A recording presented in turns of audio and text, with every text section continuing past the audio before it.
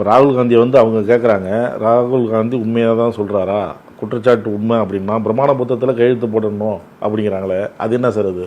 நான் என்ன கேட்குறேன், உங்களோட வேலை என்ன? புகார் கொடுத்தாச்சு, எவிடன்ஸை காமிச்சாச்சு, வந்தாச்சு. நீங்கள் இதுக்குன்னு புகார் அப்படி உட்காந்துட்டு அப்போ நீ என்ன எலெக்ஷன் வேலை கமிஷன் வேலை செஞ்சிட்ருக்கீங்க? 3 பேர் இந்தியாவின் தலையெழுத்தே நிர்ணயம், அதாவது லார்ஜஸ்ட் டெமோக்ரஸின்றாங்க. அப்படின்னா என்ன சொல்லுது?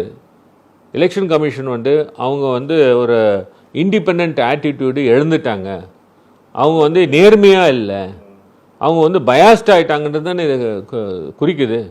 நீங்கள் ஒரு காலத்தில் டிஎன் சேஷன் பேர்லாம் கேள்விப்பட்டிருப்பீங்க. இப்படிலாம் அவர்கள் வந்து இந்தியாவே இது பண்ணுற மாதிரி அந்த அளவுக்கு எலெக்ஷன்லாம் நடத்தியிருக்காங்க.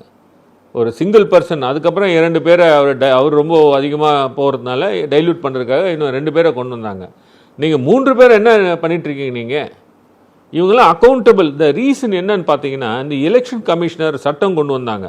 உச்சநீதிமன்றம் தீர்ப்பு பிரகாரம் இந்த எலெக்ஷன் கமிஷனரை அப்பாயிண்ட் பண்ணுறதுக்கு chief justice of India nominee இருக்கணும்.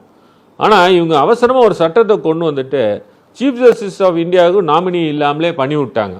அது உச்சநீதிமன்றத்தில் வழக்கு நிலுவையில் உள்ளது.